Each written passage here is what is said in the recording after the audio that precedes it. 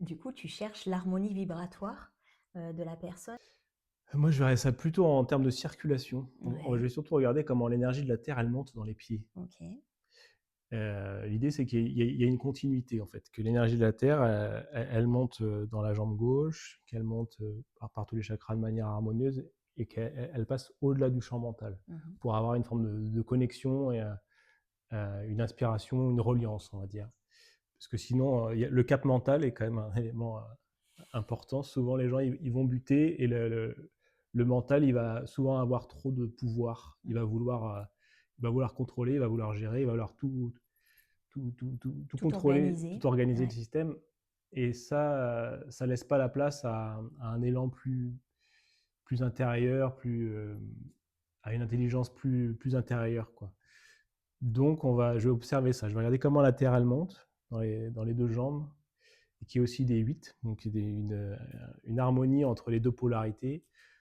Voilà. Et après, on va voir à un moment donné où en est la personne et où se situent on va dire, les troubles, quoi. Ouais. Mais c'est souvent les troubles, en fait, c'est plutôt, on va dire, des parties, des émotions, des vécus qui n'ont pas été digérés, donc qui sont encore en mode traumatique. Donc des fois, ça fait comme un tremblement, quoi. Mmh, mmh mh. Et quand la personne va parler de cet événement-là, on sent qu'il y a de l'émotionnel ou qu'il y a de la peur, il y a un tremblement.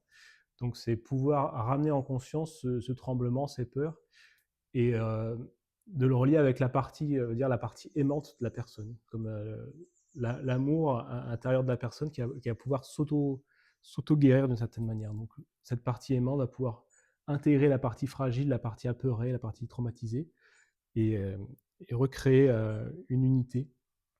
Et ce faisant, on peut rétablir des flux énergétiques et ramener les gens dans le concret et jusqu'à pouvoir élever leur vibration jusqu'à la partie la plus noble de leur être, on va dire l'espace de l'âme, quoi, Mmh. en gros. Ouais, vaste projet. Oui, En énergétique, on fait ça aussi, hein, on cherche les blocages et on délie les blocages par la vibration de l'amour, par la léniscate aussi, ce ouais, 8 là de tout à fait, l'infini, exactement. qui vraiment permet finalement de refluidifier. Mhm. Moi, mon grand-oncle Claude Mourin m'avait toujours dit, là où il y a du mouvement, il y a de la vie. Mhm. Donc, toutes les zones où il n'y a pas de mouvement, c'est qu'il n'y a pas de vie. Donc, il faut Mhm. remettre en mouvement. Mhm. Et en fait, c'est finalement ce que tu fais grâce aux pierres, c'est remettre en mouvement ce champ énergétique, cette vibration profonde intérieure. Exactement.